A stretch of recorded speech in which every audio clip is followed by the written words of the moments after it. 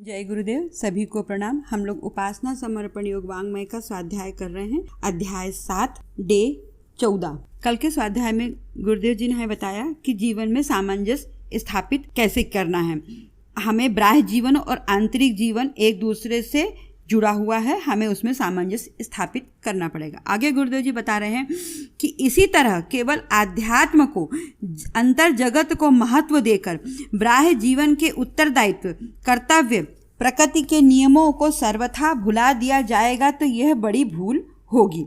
शास्त्रकारों ने इससे और भी बुरा बताया है। उपनिषदकार ने कहा है कि जो केवल ब्रह्म को महत्व देकर जीवन के अन्य अंगों की उपेक्षा करते हैं वे और भी अधिक अंधकार में हैं। जीवन में परितोष तो क्या, परिणाम में शून्यता ही शेष रहेगी। गुरुदेव जी हमें वही बता रहे हैं कि केवल आध्यात्म को यदि हम अंतर जगत में महत्व देते हैं और बाह्य जीवन के उत्तरदायित्व को भुला देते हैं, अपने कर्तव्य के, प्रकृति के नियमों को यदि हम भुला देते हैं तो ये भी बहुत बड़ी भूल होगी। इसको शास्त्रकारों ने भी बहुत बुरा बताया है। उपनिषदकारों ने भी कहा है कि जो केवल ब्रह्म को महत्व देकर जीवन के अन्य अंगों की उपेक्षा करते हैं तो वे और भी अंधकार में चले जाते हैं। जीवन में परितोष तो क्या, परिणाम में उनको परितोष तो मिलता नहीं बल्कि शून्यता ही प्राप्त होती है, शून्यता ही उसमें शेष रहती है। आगे गुरुदेव बता रहे हैं कि आध्यात्म और जगत, आत्मा और प्रकृति परस्पर भिन्न भिन्न नहीं है, वरन एक दूसरे के संयोग से ही परिपूर्ण बनते हैं। दोनों के सामंजस्य से ही मनुष्य जीवन में लक्ष्य की पूर्णता हासिल कर सकता है। अनेक वनों के संयोग से ही माला बनती है, तो माला में पिरोए रहने पर ही मनकों की सार्थकता है। आध्यात्म, गुरुदेव जी हमें बता रहे हैं कि आध्यात्म और जगत, आत्मा और प्रकृति दोनों ही परस्पर भिन्न भिन्न, अलग अलग नहीं है, वरन एक दूसरे के संयोग के परिपूर्णक है। दोनों के सामंजस्य से ही जीवन में हम लक्ष्य की पूर्णता हासिल करते हैं। यदि हम माला में पिरोए रहेंगे तो ही हमें मनकों की सार्थता है, अलग अलग होने पे हमारा कोई अस्तित्व नहीं रहेगा। आगे गुरुदेव बता रहे हैं, कोई पदार्थ अपने मूल से और मूल सत्ता पदार्थ से जुदा हो जाने पर परस्पर विरोधी बन जाते हैं और एक दूसरे को नष्ट करने पर उतारू हो जाते हैं। बाह्य जीवन और आंतरिक जीवन, प्रकृति और आध्यात्म दोनों में से किसी एक को एकांतिक भाव से ग्रहण कर लेने पर इन युगलों में परस्पर युद्ध छिड़ जाता है। गुरुदेव बता रहे हैं कि कोई पदार्थ अपने मूल से और मूल सत्ता पदार्थ से जुदा हो जाने पर, यदि हम अपने मूल से हट जाएंगे, मूल सत्ता से अगर हम हट जाएंगे, यदि हम अपनी आत्मा से हटकर अगर बाहर ही देखेंगे और बाहर हट के अगर, तो क्या होगा कि हम एक दूसरे को नष्ट करने पर ही उतारू हो जाएंगे। बाह्य जीवन यदि हम दोनों में से एक को अगर महत्व देंगे तो भी हम एक दूसरे को नष्ट करने पर उतारू हो जाएंगे। हमें बाह्य जीवन को और आंतरिक जीवन दोनों को किसी एक को एकांतिक भाव से ग्रहण करने पर हमें आपस में ही युद्ध हो जाएगा। हमें दोनों को ही साथ लेकर चलना पड़ेगा, बाह्य जगत को भी और अंतर जगत को, तभी हम जीवन में सामंजस्य बिठा पाएंगे। संसार और इसके पदार्थ को महत्व देने पर आत्मा की उपेक्षा करने लगते हैं। वही गुरुदेव जी हमें बता रहे हैं कि संसार के पदार्थ को हम महत्व देंगे तो आत्मा की उपेक्षा करने लगते हैं। आत्मा को ही केवल महत्व देने पर प्रकृति और जगत की उपेक्षा होने लगती। बता रहे हैं कि यदि हम आत्मा को महत्व देंगे तो बाह्य जगत में प्रकृति और जगत की उपेक्षा होगी, और यदि हम बाहर के पदार्थों को ज़्यादा महत्व देंगे तो आत्मा की उपेक्षा होगी। प्रकृतिवादी जगत को सर्वोपरि समझकर संसार के पदार्थ उपकरणों को अगर हम अधिक महत्व देंगे, इनके पीछे दौड़ेंगे, तो आत्मा के जो गुण हैं, दया, धर्म, प्रसाद, विराम, विश्राम, इसका कोई ध्यान नहीं रहेगा। तो गुरुदेव जी हमें वही बता रहे हैं कि हमें अपने नित्य कर्मों को करते हुए किसी भी कर्मों का उल्लंघन करने की चेष्टा नहीं करनी चाहिए। दोनों ही स्थितियों में जीवन अपूर्ण रहेगा। यानी हम ना आत्मा को भुलाएं न बाह्य जगत को भुलाएं, दोनों ही जीवन को देखते हुए यदि हम आगे बढ़ेंगे तो जीवन में सामंजस्य स्थापित होगा और जीवन पूर्ण तभी बन पाएगा, अर्थात जीवन नहीं तो हमारा अपूर्ण होगा। और यदि हम एक सत्ता को हम अधिक ध्यान देंगे, दूसरी सत्ता को भुला देंगे तो हमें आपस में ही युद्ध जैसी स्थिति छिड़ जाएगी और हम एक दूसरे को नष्ट करने पे उतारू हो जाएंगे। यानी क्या होगा कि बाह्य जगत आत्मा को नष्ट करने पे और आत्मा बाह्य जगत को नष्ट करने में उतारू हो जाएगी। तो हमारा जीवन बिल्कुल अलग नष्ट होता चला जाएगा। आगे गुरुदेव जी बता रहे हैं कि अतः आंतरिक और बाह्य जीवन में संतुलन सामंजस्य का होना बहुत आवश्यक है। जीवन और जगत की विभिन्नताओं में भी आंतरिक साम्य का पूर्ण दर्शन कर लेना साम्य योग की पूर्ण अवस्था है। बता रहे हैं कि आंतरिक और बाह्य जीवन में अगर हम संतुलन बहुत जरूरी है स्थापित करना। यदि हम जीवन और जगत की विभिन्नताओं में अगर दोनों का दर्शन पा लेंगे, दोनों में हम मतलब सामंजस्य स्थापित कर लेंगे, तो ये साम्य योग की पूर्ण अवस्था आ जाएगी, जो कि गीता में कहा गया है।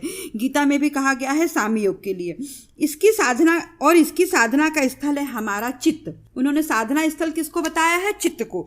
आंतरिक और बाह्य जीवन के लिए जो हमारा जो अंदर वो है, उसको साधना बताई है। साधना स्थल चित्त बताया है। चित्त ही आंतरिक और बाह्य जीवन को जोड़ने वाला पुल बताया है। गुरुदेव जी ने हमें चित्त को आंतरिक और बाह्य जीवन में जोड़ने के लिए उसको एक पुल का जो निर्माण करता है, पुल जैसे हम इस पार से उस पार जाते हैं, उसी प्रकार गुरुदेव जी ने हमको चित्त को पुल बताया है कि जो बाह्य जगत से अंतरात्मा में और अंतरात्मा से बाह्य जगत में जा सकता है। चित्त की अनुकूलता साम्य से ही सामंजस्य की उक्त आवश्यकता पूर्ण होती है। वस्तु, पदार्थ, विचार, राजनीति, समाज, अर्थ, आत्मा और प्रकृति सभी में सामंजस्य पैदा करने का स्थल चित्त ही है। योग विज्ञान का क्षेत्र भी चित्त ही माना गया है। चित्त का परम साम्य ही पूर्ण योग भी है। गुरुदेव जी ने बताया है कि चित्त ही जो है कि चित्त जो है वो क्या है कि हमारी बाह्य जगत में और आंतरिक जीवन में एक पुल का निर्माण करता है। और जैसे कि हम नदी से इस पार या उस पार जाते हैं पुल से, उस प्रकार चित्त हमारी आंतरिक और बाह्य जीवन को जोड़ने वाला पुल है। और उसमें ही हम सामंजस्य स्थापित करेंगे तो हमारी आवश्यकताएं सब पूर्ण हो जाएंगी। विज्ञान क्षेत्र में भी इसी को चित्त को ही माना गया है। चित्त का परम साम्य ही पूर्ण योग भी कहा गया है।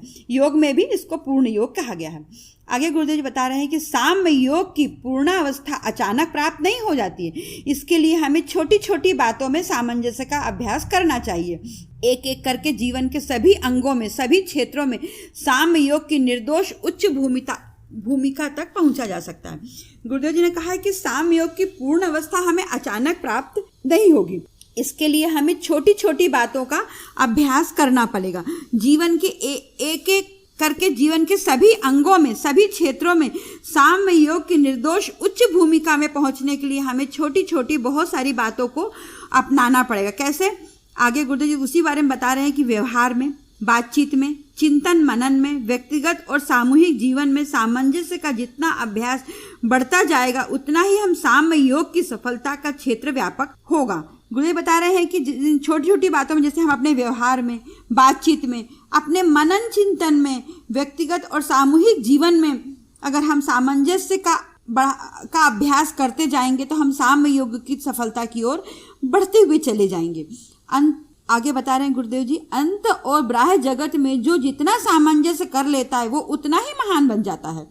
गुरुदेव जी ने कहा है कि जितने भी बता रहे हैं कि हम यदि अंत जगत में और बाह्य जगत में हम सामंजस्य इतना स्थापित कर लेंगे, उतना ही मनुष्य महान बनता जाएगा। जितने भी ऋषि मुनियाँ, जितने भी महान लोग गए, उन्होंने दोनों ही जीवन में सामंजस्य स्थापित किया, तभी वो महान बन पाए हैं। आगे गुरुदेव ने छोटी छोटी चीज़ें हमें वैसे भी व्यवहार में बताई है कि हम दूसरों के साथ वही व्यवहार करें जो हम स्वयं अपने लिए चाहते हैं। हमारे क्रियाकलापों का आधार आंतरिक सत्य ही हो, अर्थात हम वही गतिविधियां अपनाएं जो सर्वजन हिताय, सर्व उपयोगी हो। हमारी प्रवृत्तियों का आधार सर्वव्यापी आंतरिक सत्य। गुरुदेव जी हमें बता रहे हैं कि छोटी छोटी चीज़ें हमें अपने जीवन में स्थापित करनी चाहिए। जो हम दूसरों के लिए सोचते हैं वही व्यवहार सोचते हैं, जो स्वयं अपने लिए सोचते हैं वही हम दूसरों के साथ करें। हमारे क्रियाकलापों में आधार सत्य हो, है ना, और जितनी भी गतिविधियां हैं वो सर्वजन हिताय हो, सबके लिए जिसमें हित हो, जो सर्वव्यापी हो, वही जो आंतरिक सत्य हो, उसी छोटी छोटी चीज़ों को हम अपनाएं, तभी हम साम्य योग की तरफ बढ़ते हुए सफलता तरफ चले जाएंगे। साम्य योग में व्यक्तिगत स्वार्थों की प्रतिस्पर्धा की कोई स्थान नहीं है। सबके लाभ के साथ अपना लाभ, विकास, उन्नति, प्रगति के सामूहिक प्रयत्न करना सामयोग का आदर्श है। उन्होंने गुरुदेव जी ने स्पष्ट हमें सामयोग के आदर्शों को बताया है कि सामयोग में व्यक्तिगत स्वार्थों की प्रतिस्पर्धा का कोई स्थान नहीं है कि वो व्यक्ति हमसे आगे बढ़ रहा, नहीं मुझे इससे आगे जाना है, यानी कोई प्रतिस्पर्धा इसमें नहीं है।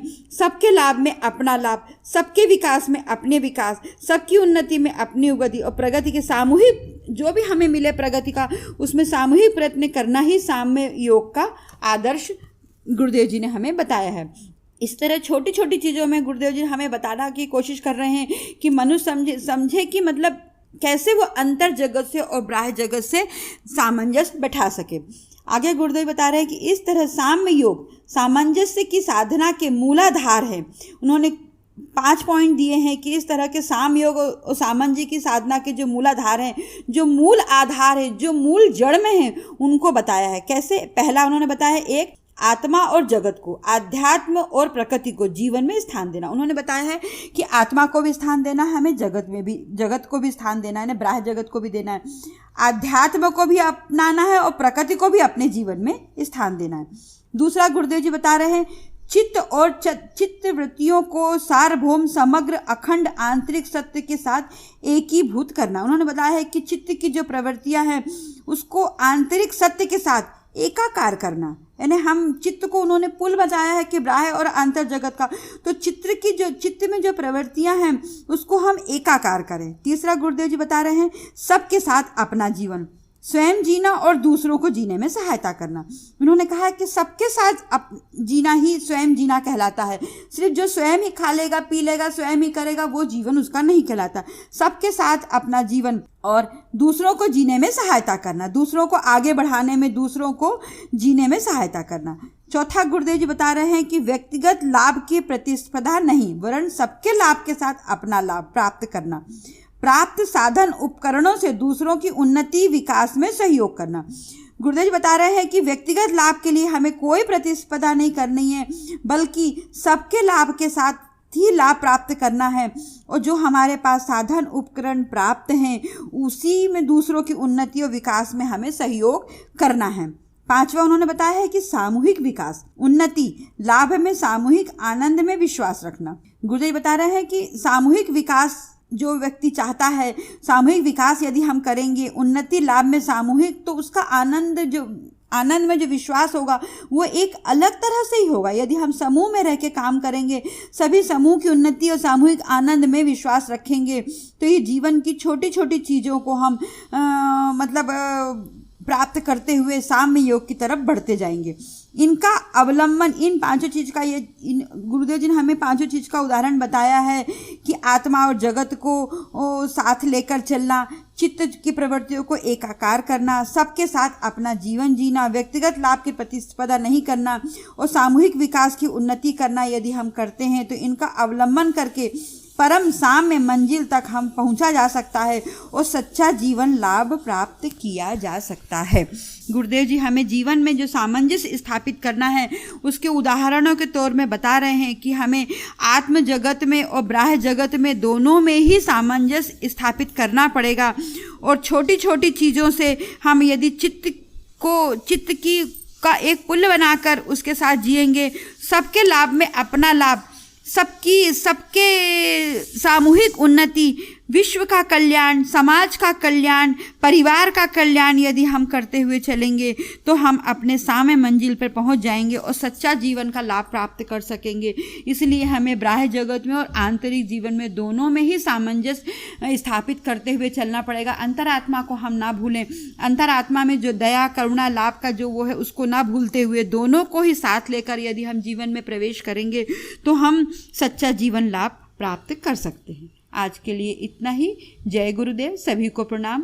सद्गुरु अर्पणमस्तु। ओम शांति।